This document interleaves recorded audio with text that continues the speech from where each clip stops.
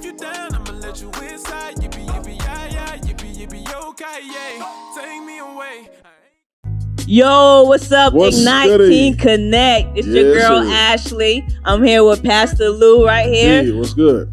Hey, this is what I want y'all to do before y'all do anything else. Pause y'all game, pause y'all TV Right. show, pause y'all movie. Go grab your friends, share this link, Yeah. like everything, because we about to go live right Yes. now with some good topics, some good discussion, some good dialogue. Pastor Lou, tell them what we're going to do. Yeah, so as you may know, may not know, we've been in this amazing experience, and I want to say series. I don't want to, make it all topical or, Yeah. or traditional, but we've been in this series talking about Gideon and the 300 and how, he was able to stand and be, one of those 300 men that conquered and that, that overcame the obstacles and the different things that his family faced. And, one of those things about it, you can oftentimes hear it, if you're young and they had like youth services, how we used to have, the youth service, little Sunday school, and had our own little classes and all that.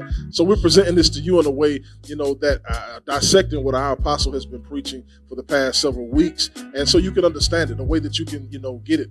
Revelation is one of those things where you get it at your level of comprehension. So this that moment for you to get it so you can see too, that you too can be a part of the 300. It's not just for the old folk, it's not just for your grandmama or your mama or your pops. This is for you too. You have a responsibility of making sure that you're 300. So again, go get a friend, go get a homie, grab you something to eat. We're gonna dissect this thing and really look into let them this. know where getting is located in the Bible. They can't just it was in Genesis. Judges. Where we going? So Judges, you feel me? Judges. I mean, matter of fact, that's your task. How about you go look at the front of your Bible and go down and look through them chapters. It's going to be in Judges chapter 6. I think we've been going through both chapter 6 and chapter 7. Yeah. So this is an opportunity for you to actually walk through the Bible with us and see this character for yourself. Gideon is his name, and we're going to learn all about Gideon, see exactly what it is that he did, how he stood, and then how it can apply to you, because I promise you, the word of God is applicable to everybody on every level. You don't have to be a certain age. You can get this, and I promise by the end of this, we're going to have an understanding. You'll say, hey,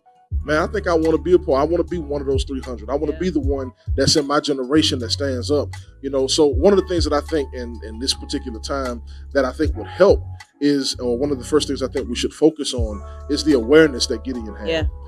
Gideon in this particular story, he was charged by God to ensure that he brought liberty and freedom to his people. God raised him up. God used him, giving an overall briefing of the story. God used him, called him, spoke to him, and said, hey, man, your people are in this situation. All right. They need to be delivered. They've been crying.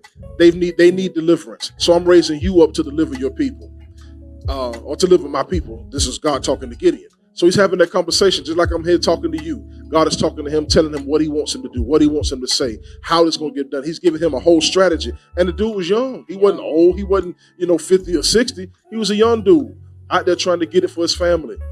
So he's doing this. He speaks to God, but then he has these self-esteem issues like, man, God, I don't know if I'm the one. I don't know if you've chosen me. I don't even know if I can do it. But I'm going to stay connected and hear you, and I'm going to be sure that I'll be one of the ones that brings my family out. It's crazy, though, how you talking about he's young and trying to be, like, making sure his family's straight. Yeah. Think about it now. This mainly all the kids talk about. Exactly. I want to do this for my mama. Exactly. I got to do this for my daddy. Making sure my people straight, putting all that pressure on you already. Exactly. And Gideon was already there. Like, he was aware, like, look, I got to do this. Already I gotta there. figure this out. And oftentimes when we try to do it, we're not bringing ourselves to the point, like, God have to help us figure this thing out. We're doing it on our own. Exactly. And that's the thing that we messed up at. For sure. And as a matter of fact, that's the first thing that Gideon had. He had that awareness. He had a God awareness. And I believe that one of the things that this generation needs, we all need, but, being young and being, whether youth or young adult, one of the things that is most certainly needed is the God awareness. You got to know that God's around. God was there. In this particular story, now that we are dissecting it, kind of reaching into it, in this particular story, Gideon has been put in a situation where he's watched his brothers die. Yeah. He's watched his brothers, pass away. He's, how many funerals have you been to just as your homeboy, a brother, a sister, that you had to go to? Imagine yourself in that particular shoes. Already you can relate. A loved one has passed away. You missing a man, hurting, the pain. Not only that, his house is in jeopardy. The people around him, they're burning down the houses, and it's this group called the Midianites. and they're burning down their houses. They're destroying their crop. They're doing everything they can to oppress. And in other words, slavery. And in this particular setting, they're making it so much and so hard. They're oppressing them so much that now all of a sudden they're in poverty. They have no choice but to move to the beat of someone else's drum. Yeah. So now they're in this situation where, man, like Gideon's like, I'm sick of seeing this, and this lasted for 7 years. 7 years, this whole thing lasted to where they were destroying their crops. Imagine, as soon as I hear, young folks say a lot, man, it seems like every time I take one step forward, I get knocked, 2, 3, 4 steps back.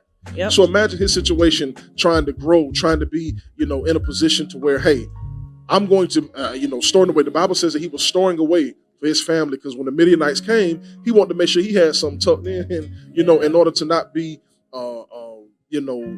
destroyed all the way. So I'm going to save some for my family. So imagine every time you do that, you're saving, you're storing, but then they come and they're burning up your crops, or they come and your neighbor's house get burned down. Imagine that type of oppression on them. So he's here and he has this God awareness, like, God, if I'm going to make it, I need you. I'm aware that I need you. And that's the only way that we're going to defeat these people called the Midianites. Mm-hmm. And I'm telling you now, there's only one way that you're going to defeat the obstacles that you're facing in your life. There's only one way that you're going to defeat the enemy, the thing that you can't necessarily see, but you know it's something against you. Being young, there's one way, and it's called the God awareness. When you're aware that God is there, God, I know you want to touch. I know you want to, do something. I know you want to, move in my life. So I'm aware that you're here. Now that I'm aware, I need you to move for me. Yeah.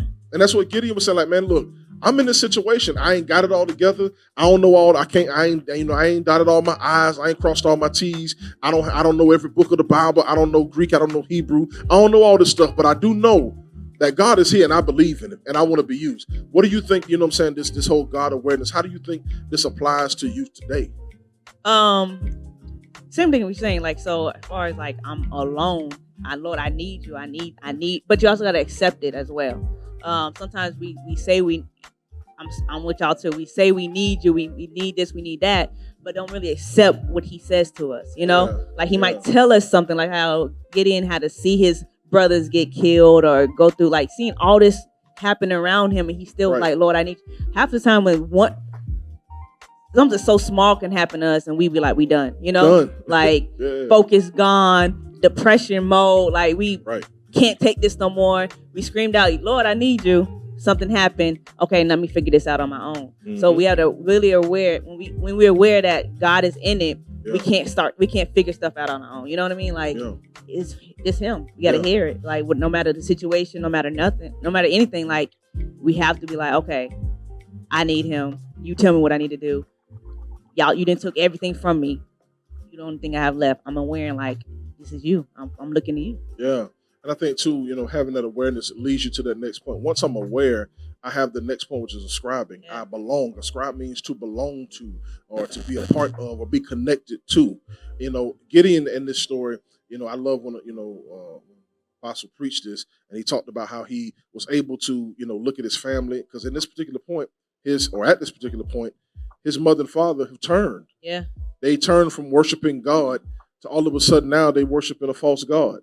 So now he feels, alone, but he still stood steadfast. He stood steadfast in his beliefs. Even when my mother or father or the closest one is, turned, I'm still going to belong. I realize I belong to God. I don't care what's before me. I don't care what you do to me. Having that sense of belonging bursts loyalty. And he had that loyalty to God. I don't care who turns. I don't care what you do to me. I'm not turning. Yeah. And Gideon had that. And you too can have that same loyalty. And when you have that feeling of belonging, that sense of belonging, I belong to God. Mm-hmm. I'm not my own agent. I don't get to just do what I want. I belong to him. Yeah. And if I belong to him, then that means I need to do what he's saying. It gives that whole sense of loyalty. For instance, gangs are very prevalent in our time. You got your clique, your crew, whatever it is, your set that you rep. You belong to it. That's the first thing they do. They bring you in, you go through your initiation, you go through whatever it is they tell you to do, all because you want to be accepted, all because you want to have that sense of family, like I belong to something. And that belonging bursts a passion. Yeah. So now you have a passion for whatever it is you're connected to. You'll live for them, die for them, bleed for them, whatever it is, you're connected. And Gideon had that exact same thing, just like you have it, just like you've seen it. You seen it. Sometimes I look and I'll be like, man, that was dumb. So you did that only because That's your homeboy? You ain't had nothing to do with the situation. But just because this is my dog, I'm willing to go to jail. I'm going to go, no matter what it is, I'm going to do what I do. He had that sense of belonging. So if you're going to be already out there, why not do that same thing? Turn that attention to God and say, look, man, hey, I belong to you. You belong to me. This me and you, and I'm loyal to you. Whatever you say go, I'm going. No matter who I see, no matter what turns, what do you think is the reason? Like, why do you think we're afraid to be alone? Like, why do you think that belonging to God is something that's a challenge among, young people today? I think it's loyalty in general. Because nowadays, a lot of kids, even us, have trust issues. Yeah. We give our all to one, be loyal to one. And when we don't get our way or something like that, right, then next thing you know, loyalty failed. Or so-and-so, he say, she say situation happened. It's Instagram, Facebook. I think it's a social media society that messed all this up. Real talk, but that's a whole nother story. But as far as the whole, how can I trust, and I hear kids say this a lot, how can I trust a God that I don't even have I can't feel, I can't see, I don't have that sense of relationship with. I hear my mom, my grandma, my dad talk about it, but you're saying like, he's mine, I'm his, you sing that song, but do I really feel it? Like, how can I really say I'm loyal to someone I don't really think loyal to me, because things not going my way?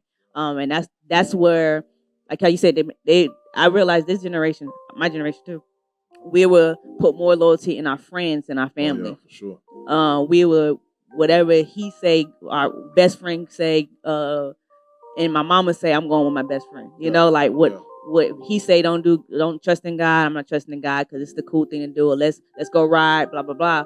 Because at the end of the day, that's our loyalty. That's what they see, and because they looking at the bigger picture and not understanding that. That's not the life. That's not what he gave. Because when that person gone or move away, you still gonna go right back to your mom. You still gonna go right back to like, okay, Lord, I tried this way, tried that. So why don't you just go straight to him in the first place? What's the hold up? Yeah, you tapped on something real important that I think about is the trust factor. The trust has been so abused to the point to now where it's like, I don't even know how to gain the strength again to trust somebody. You know what I'm saying? Maybe you're in that situation where it's like, man, look, like Gideon, my father, gone. he 2 sheets in the wind, worshiping another God. Maybe your father's not worshiping God, but maybe you're the one that's sitting and doesn't have a father. He's home, never met him. Maybe that's you in that situation. Or maybe you have a mother who's always gone, who's doing what she's got to do to provide for you, and you never really have that sense of belonging. Like, I can't trust you. And even then, you turn to a boy or to a girl or whatever it is, and now you said, man, they broke my heart because they were careless with it, didn't know what to do with it. Yeah. Now I'm in a situation where I don't trust nobody.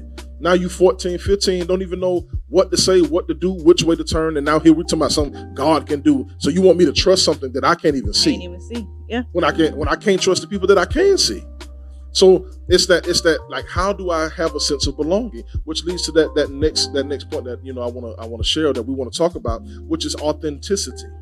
When you have that connection with God at that level, and you realize, man, I really can trust him. Yeah. When you hear his voice, when you have that experience with him, I remember, just to throw in a little personal testimony. I remember the very first time when I used to think just like that, like we're talking. I had that thought, like, man, I really want to hear God for myself. I've been going through life. I hear these people saying, purpose, destiny. I grew up around church. I knew, somewhat the lingo and this kind of thing, but I want to know him for myself. I want to have this relationship that I see other people have that calls them to, they can say they heard God say, go this way and go that way or do this thing, and I remember when I had that God awareness in my life, because when I came first to church, I wasn't looking to really be saved. I was coming because, a girl invited me and I was trying to get at her. So because I was trying to get at her, I was like, sure, I'll come to church. Yeah. Not knowing I was going to get to church and hear, at that time was my youth pastor, but now my apostle, hear him preaching this message. And I'll never forget the day. It was in November 2003. And he preached, and that moment, drawers in my pocket, mind full of lust, going after the girl. And I had that authentic connection with God. I heard it. Hey, man. Wasn't that conversation amazing? It was inspirational, wasn't it? And that was just part one. That's the crazy part. Y'all know that, though. Next part, next Wednesday, 8 p.m. Be there.